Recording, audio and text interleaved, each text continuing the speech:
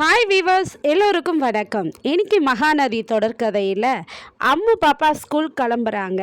Note புக்கெல்லாம் அங்கே இங்கேன்னு சதறி வச்சுருக்காங்க கட்டில் ஃபுல்லாக. விஜய் வந்து அம்முவை திட்டிட்டு, என்ன அம்மு இது மாதிரி வச்சுருக்க, நோட் புக்கெல்லாம் எடுத்து பேக்கில் வைக்கக்கூடாதா, எதனா ஒரு புக்கை விட்டுட்டு போயிட்டீங்கன்னா கூட கிளாஸில் போய் திட்டு வாங்க மாட்டியான்னு கேட்குறாரு. உடனே அம்மு பாப்பா சொல்கிறாங்க, அப்பா அதெல்லாம் மற்ற ஸ்டூடெண்ட்டு தான் திட்டு வாங்குவாங்க, நான்லாம் திட்டு வாங்க மாட்டேன் அப்படின்றாங்க. ஏன்னா நானும் காவேரி மிஸ்ஸும் ரொம்ப க்ளோஸாக இருக்கோம். அதுக்கப்புறம் உங்களுக்கும் காவேரி மிஸ்ஸுக்கும் கல்யாணம் ஆயிடுச்சுன்னா ரொம்ப க்ளோஸ் ஆகிடுவோம். அதனால் என்னை மிஸ்ஸு திட்ட மாட்டாங்கப்பான்றாங்க. உடனே இதை கேட்டதும் விஜய்க்கு ஷாக்காக இருக்குது. அம்மு இதெல்லாம் யார் உங்ககிட்ட சொன்னது அப்படின்னு கேட்குறாரு. அப்பா சாரதா பாட்டி தான்ப்பா சொன்னாங்க, நீங்களும் காவேரி மிஸ்ஸும் கல்யாணம் பண்ணிக்க போகிறீங்கன்ட்டு.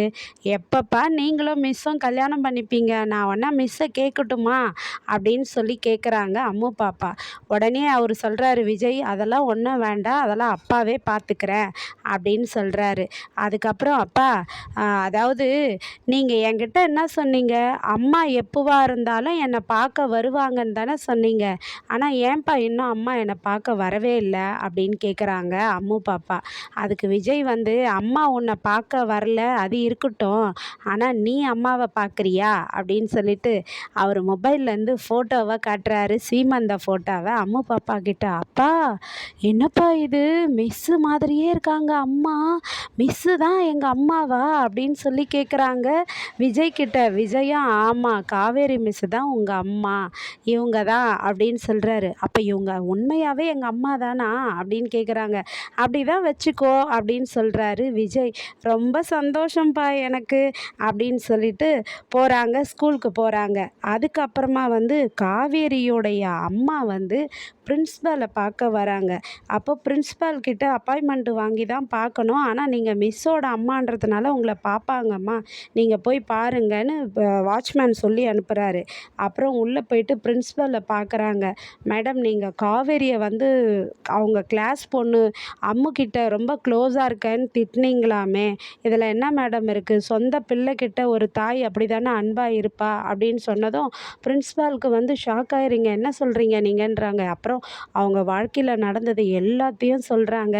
வெளியில் பேசுகிற விஜய் வந்து அவளுக்கு சொந்த தொட்டு தாலி கட்டின புருஷன்னு இன்னும் காவேரிக்கு தெரியாது, அம்மு தான் அவளை பெத்த குழந்தைன்ட்டும் இன்னும் காவேரிக்கு தெரியாது மிஸ், இந்த ஸ்கூல் தான் அவங்க ரெண்டு பேரையும் சேர்த்து வச்சுது, ப்ளீஸ் நீங்கள் கோஆப்ரேட் பண்ணிங்கன்னா அவங்க இன்னும் க்ளோஸ் ஆவாங்க அப்படின்னு சொல்லிட்டு எல்லா விஷயத்தையும் சொல்லி பிரின்ஸ்பால் கிட்ட கேட்குறாங்க காவேரியுடைய அம்மா.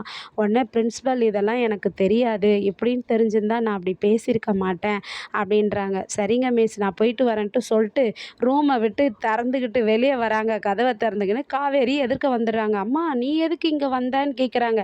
ஒன்னலடி காவேரி உனக்கு தயிர் கொண்டு வந்தேன் அப்படின்றாங்க. சரி நீ ஏன் பிரின்ஸ்பால் ரூமுக்கு போயிட்டு வரேன்னு கேட்டாங்க.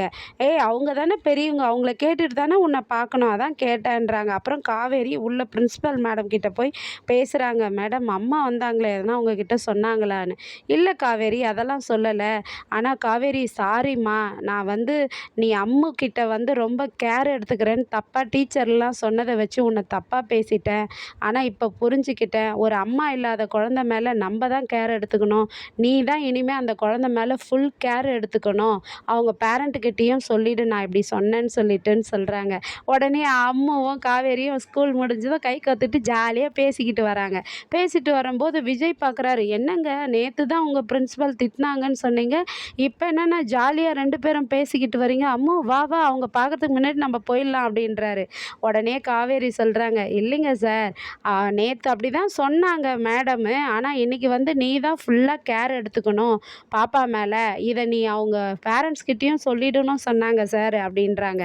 அப்புறம் அம்மு பாப்பா வந்து மிஸ் நாங்கள் வந்து பர்ச்சேஸ் போகிறோம் வரீங்களான்னு கூப்பிட்றாங்க. இல்லைடா எனக்கு வேலை இருக்குது நான் வரலன்னு சொல்லிடுறாங்க. அப்புறம் அம்முவும் அவங்க அப்பா விஜயும் ரெண்டு பேரும் பர்ச்சேஸ் போயிடுறாங்க. உடனே காவேரி வந்து விஜய் வீட்டுக்கு வராங்க தாத்தாவை பார்க்க. தாத்தா நான் உங்களை பார்க்க தான் வந்தேன்றாங்க. வாம்மா என்னம்மா சொல்லுமான்றாரு. நான் ஒரு விஷயம் கேட்பேன் நீங்கள் தப்பாக நினைக்கக்கூடாது தாத்தான்றாங்க. சொல்லுமா அப்படின்றாரு தாத்தா. ஆமாம் அம்முவோட அம்மா இறந்து 5 வருஷம் ஆயிடுச்சு, ஏன் உங்கள் பேரனுக்கு வந்து நீங்கள் இன்னொரு கல்யாணம் பண்ணி வைக்கணும்னு நினைக்கல அப்படின்னு சொல்லி கேட்குறாங்க.